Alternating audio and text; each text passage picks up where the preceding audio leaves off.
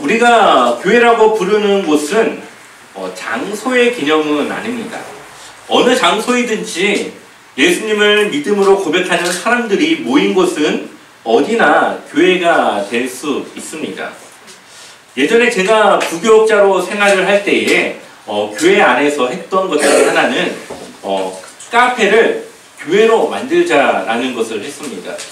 그 이유는 예배가 끝나고 나면 반별로 흩어져서 모임을 가져야 되는데 이 반별 모임을 하기에 장소가 많지 않기 때문이었죠. 그러다 보니까 이제 예배당에 모여서 이제 여기서는 저반, 여기서는 저반 이렇게 모여서 이제 공과를 진행을 합니다.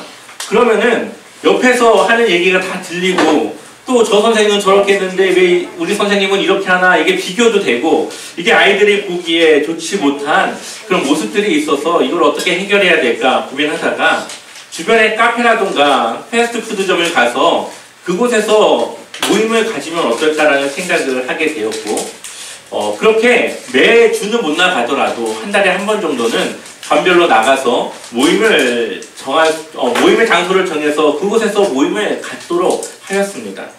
그렇게 하니까 반별로 모임이 더 잘 이루어졌고 아이들도 아무래도 교회보다는 그런 것이 더 좋지 않겠습니까? 그러다 보니까 아이들의 나눔도 풍성해졌던 그런 좋은 그런 결과를 맞이했던 적이 있었습니다. 사실 이렇게 카페에서 다른 장소에서 예배를 드리거나 모임을 갖는다고 하는 것은 불과 20년 전만 해도 생각하기 어려운 일이었습니다. 그때만 해도 저의 생각도 당연히 교회에서 모임을 가져야 되고 교회에서 예배를 드려야 된다라고 하는 그런 고정관념을 가지고 있었던 시기였습니다. 아마 교회의 분위기와 많은 사람들의 생각들이 그러했을 겁니다. 그러나 지금은 사람들의 생각이 조금은 바뀌었고 교회의 개념도 조금은 더 성정적으로 바뀌어진 것 같습니다. 그래서 저희처럼 카페를 대여해서 교회를 세울 수도 있게 되었습니다. 그 전에는 교회 교단의 이 제도 자체가 이런 것들을 허용하지 않았기 때문에 개척을 할 수가 없었던 상황이었죠. 교회는 어디에 세우든지 주님의 이 믿음을, 주님을 향한 믿음을 고백하는 사람들이 모인 것은 교회입니다. 이렇게 하나님은 어디든지 교회를 세우기를 원하시고 우리가 그렇게 교회로서 살아가길 원하십니다. 성경을 보면 교회에 대한 개념이 많이 달라졌다는 것을 볼 수가 있습니다. 구약시대의 교회라고 하는 것은 처음에는 하나님이 지정해준 장소였습니다. 아브라함이라던가 이삭이라던가 야곱 이렇게 구약에 나오는 사람들은 하나님이 이곳에서 예배를 드려라 하면은 그곳에 가서 예배를 드렸습니다. 그러다가 이제 성막이 생기게 되죠. 그래서 하나님을 예배하는 장소가 지정이 됩니다. 그래서 성막에서 예배를 드렸고 그것이 이제 정착한 이후에는 성전이 됩니다. 옮기지 않아도 되니까 이제 건물을 지어서 성전이 된 것이죠. 그런데 신약에 와서는 이제 성전을 예수님께서 심판하시고 폐하시고 이제 예수님을 모신 우리가 성전의 개념이 되었고 그 예수님의 이름으로 모인 것이 교회가 될 수 있게 되었습니다. 한번 마태복음 18장 20절 말씀 한번 읽어볼까요? 같이 읽겠습니다. 두세 사람이 내 이름으로 모인 곳에는 나도 그들 중에 있느니라. 아멘. 하나님이 계신 곳이 성전이라고 우리는 이야기합니다. 그렇다면 우리가 모인 곳에 나도 예수님과 함께 있겠다라고 얘기하신 그 개념은 그곳이 바로 성전이 될 수 있다라는 이야기죠. 그러니 구약에서 신약으로 넘어오면서 성전의 개념은 이제는 공간의 개념이 아니라 하나님과 우리의 관계가 바로 성전의 중요한 핵심으로 바뀌어진 것입니다. 우리 안에 성령 하나님이 함께 하시기 때문에 우리는 성전이 될 수 있는 것이죠. 하나님과의 관계를 통해서 교회는 세워져 나갈 수 있습니다. 제가 이러한 말씀을 지금 드리고 있는 이유는 그리스도인의 신앙생활은 외적인 삶도 중요하지만 그것보다도 우리의 마음, 하나님을 향한 우리의 믿음과 신앙이 더욱더 중요하다는 것을 말씀드리고 싶었습니다. 신앙생활의 시작은 우리의 마음이 변화되는 것부터가 바로 시작이라고 로마서 12장 2절은 우리에게 말하고 있습니다.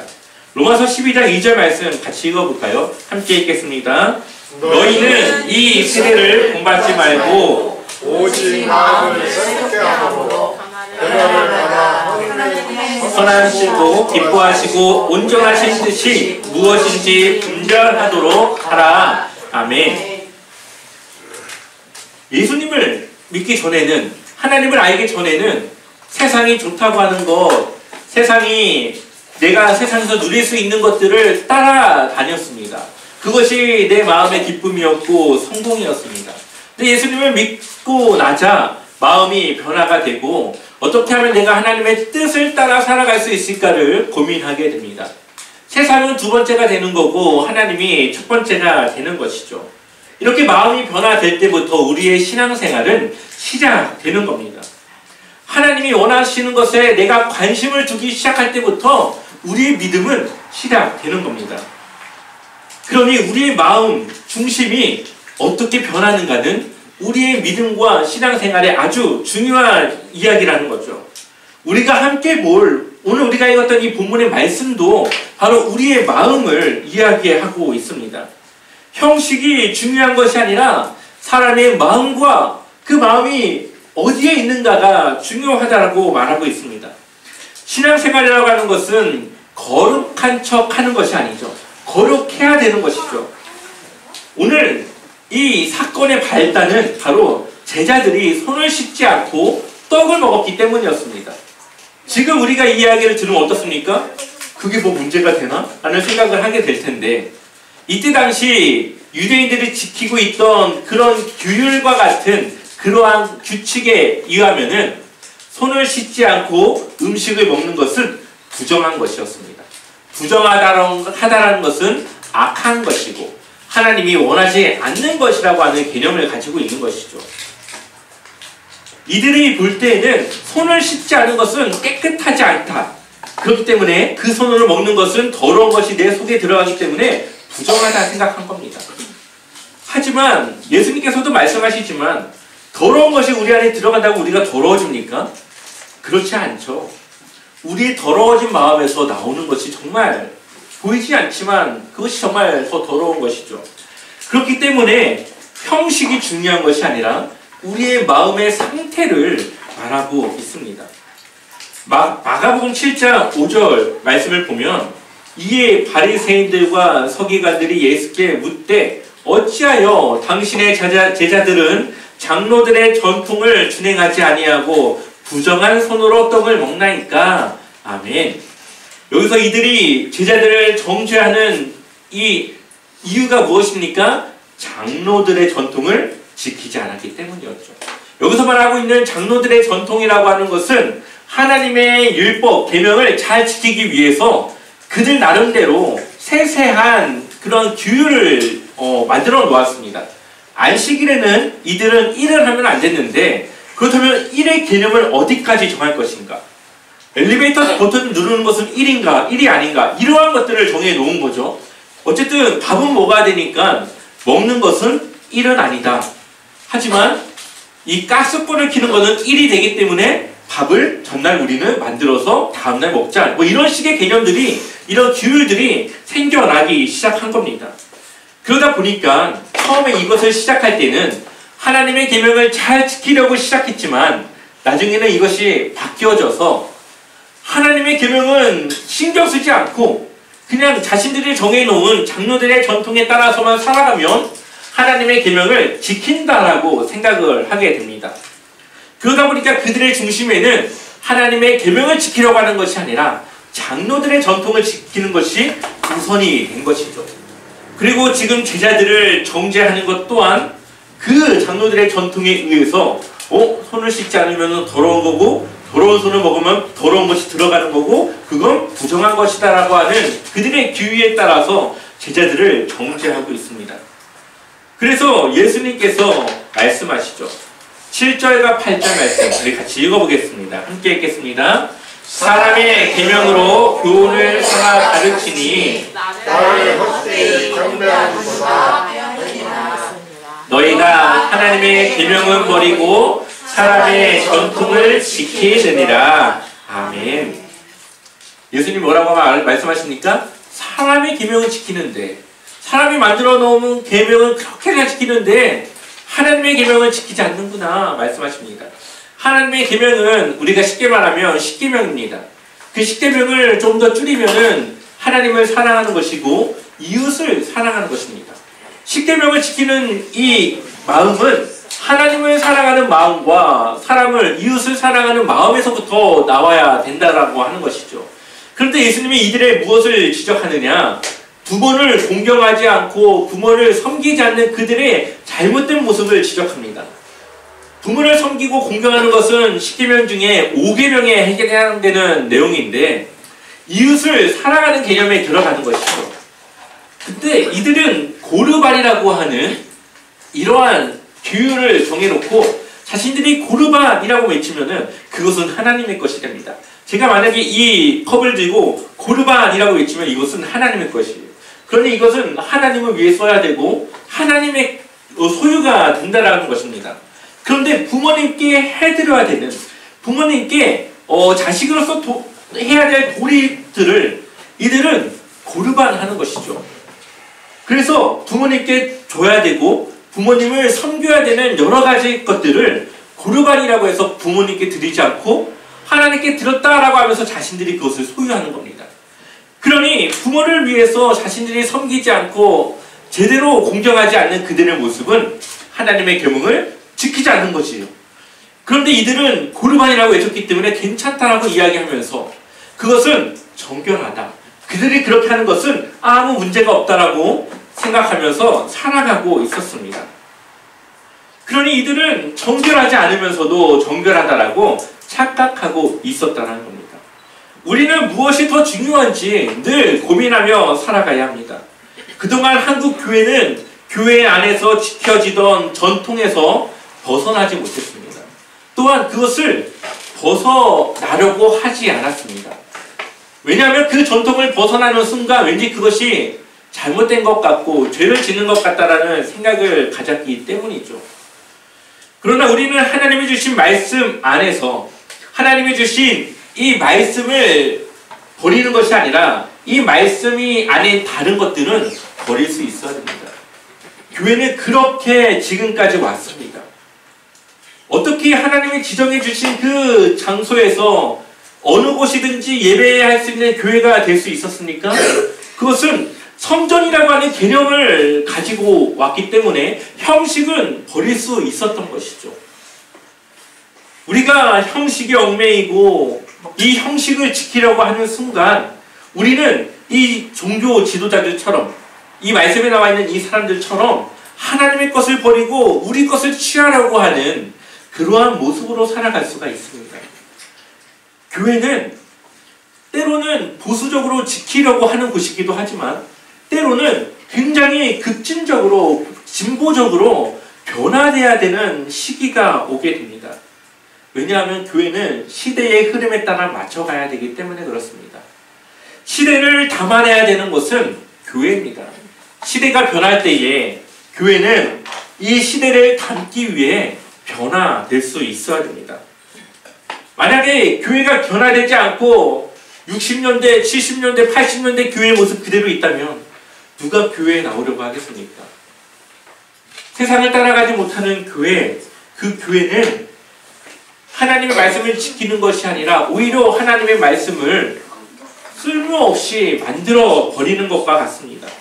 하나님의 관심은 사람에게 있습니다. 그 사람을 어떻게 복음으로 변화시킬 것인가? 그 사람을 어떻게 하나님께로 인도할 것인가? 그래서 사도 바울도 헬라인에게는 헬라인과 같이 유대인들에게는 유대인들과 같이 상대방이 어떠한 사람인지를 파악해서 그 사람에 맞춰서 복음을 전하지 않습니까? 교회는 변화될 수 있어야 됩니다. 그래서 사람이 아니라 형식에 얽매이는 것은 잘못된 교회의 모습이라는 거죠. 많은 교회에서 청년 세대가 떠나고 있고 학생들이 떠나고 있습니다. 왜 그럴까요? 교회가 그들의 생각과 문화를 존중하지 않았기 때문이죠. 가수들은 악한 거고 가수들을 따라하는 것은 악한 것을 따라하는 것이다라고 생각하는 교회들이 얼마나 많을지 모릅니다. 그런데 그것을 우리가 조금만 이해해 주면은 어느 순간부터는 그들이 그것을 벗어나서 교회의 문화 안으로 들어올 수 있는 것이죠. 물론 교회 안에 세상의 문화가 자리를 잡아서 그것을 가르쳐야 된다는 것이 아니라 최소한 그들이 하는 것들에 대해서 이해를 해주고 공감을 해주고 그들이 무엇을 필요로 하는지를 우리가 파악해서 그 필요를 채워줄 수 있는 곳이 교회가 되어줘야 된다는 것입니다. 그렇게 관계가 이어졌을 때에 그들의 생각을 들어주고 공감해줄 수 있는 그러한 관계가 되어졌을 때에 우리는 그들의 꼰대가 아니라 선생이 될 수 있는 것이죠.